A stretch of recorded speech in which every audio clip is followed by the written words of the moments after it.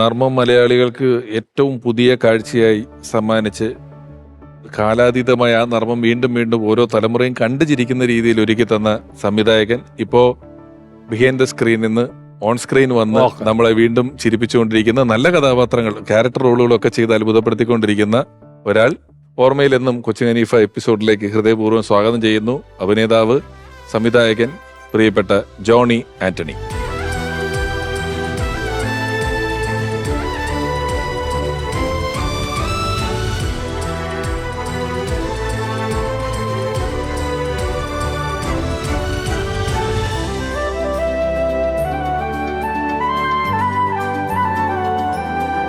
അപ്പൊ ജോണി പറയാം അതായിരിക്കും നല്ലത്. അതെ, ജോണി ചേട്ടൻ നമസ്കാരം. സംസ്കാരം. സലീമേട്ടൻ കൃത്യം ജോണി ചേട്ടന്റെ റെഫറൻസ് ഹനീഫയ്ക്കുമായി ബന്ധപ്പെട്ട് പറയായിരുന്നു. CID മൂസയുടെ ഷൂട്ടിങ്ങിന്റെ സമയത്തെ ഒരു അനുഭവ കഥ തുടങ്ങിയുള്ളൂ.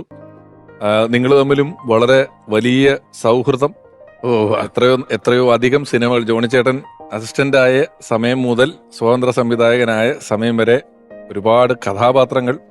SI വീരപ്പൻ കുറുപ്പ്, പിന്നെ എനിക്ക് മായപ്പന്മാൻ മുതലുള്ളൊരു ബന്ധം ഉണ്ട്. പിന്നെ ഈ പറഞ്ഞ പോലെ എനിക്ക് തോന്നുന്നു ഒരു സിനിമയുടെ ഇപ്പം പിന്നെ പപ്പുചേട്ടൻ, മാളച്ചേട്ടൻ, ചേട്ടൻ ആകെ ഒരു കാലം കഴിഞ്ഞിട്ട് പിന്നെ വരുന്ന ഒരു കാലഘട്ടത്തിൽ അനുക്ക അന്നുമുണ്ട്. പിന്നുള്ളത് ഇപ്പം സലീം ഭായി, അശോകേട്ടൻ, ആ ഒരു കോംബോ നമുക്ക് 90-ൽ നമ്മൾ വന്ന ആ കാലം മുതൽ ഇങ്ങോട്ട് ഒന്ന് കിട്ടി എന്നുള്ളതാണ് ഏറ്റവും വലിയ. എനിക്ക് തോന്നുന്നു ഏറ്റവും കൂടുതൽ സൗഹൃദമുള്ള ആളുകളാണ് ഇവരൊക്കെ. അത് ഇവര് പറയുന്ന ചില നർമ്മങ്ങളെ ഞാനിങ്ങനെ ഓർത്തു പോകുന്നത്, ഇപ്പം പാണ്ടിപ്പട എന്ന് പറയുന്ന സിനിമയുടെ അവസാനം മേത്ത് മുഴുവൻ ഒരു മയിൽപീലിയൊക്കെ വെച്ചൊരു വേഷം കെട്ടി സലീമേട്ടൻ പോയിട്ട് പെട്ടെന്ന് പറയും, സലീമേട്ടനോട് കൊച്ചിൻ ഹനീഫൊക്കെ വന്നിട്ട് പറയും, നീ പോയി ഒളിച്ചിരിക്കുക, ഇവ ഒളിച്ചിരുന്ന നിന്നെ, ഈ വേഷത്തിൽ നീ ഒളിച്ചിരുന്ന നിന്നെ ആരും കണ്ടുപിടിക്കൂല. പിന്നെ സലീമേട്ടൻ തിരിച്ചു ചോദിക്കുന്നുണ്ട്, കണ്ടുപിടിച്ചില്ലെങ്കിൽ ഞാൻ ഒളിച്ചിരിക്കുന്നത് വെറുതെ ആവൂലേന്ന്. അപ്പൊ ആ വിറ്റ് ശരിക്കും ഹനീഫൊക്കെ ഇത് കേട്ടിട്ട് അത് സത്യമാണല്ലോ എന്നുള്ള പോലെ ചിന്തിച്ചിട്ടൊരു ഈ മണ്ടത്തരം തമാശ ഇവര് തമ്മിൽ. സുന്ദരപുരുഷൻ ഒരു പടമുണ്ട്. നിനക്ക് എത്ര തരാനുള്ളത്? 18-ാം തീയതി 18 ലക്ഷം രൂപ, അല്ല 18,000 രൂപ. ഞാൻ 19-ാം തീയതി തരുന്നു, തന്നല്ലോ. നിനക്ക് എത്ര തരാനുള്ളത്? തന്നല്ലോ. ഉണ്ട്.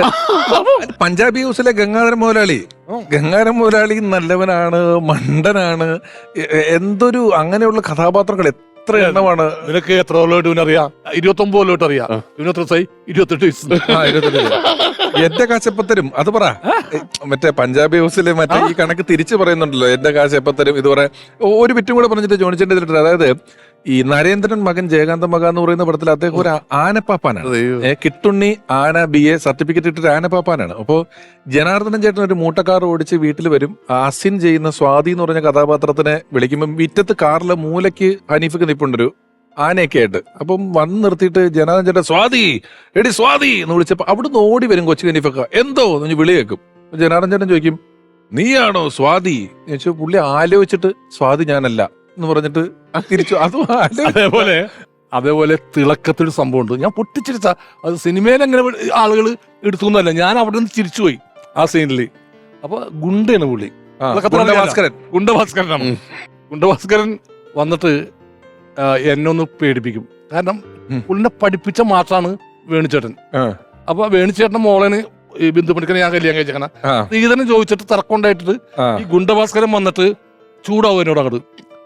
അപ്പൊ എന്താ എന്നൊക്കെ പറഞ്ഞ് ഗുണ്ടഭാസ്കർ ചൂടാകുമ്പോ വേണുചേട്ടൻ, ഭാസ്കര പ്രസന്റ് സാർ, പഴയ വിദ്യാർത്ഥി ഇടിയുടെ ഇടയിലാണ് പ്രസന്റ് സാർ എന്ന് പറയുന്നത്.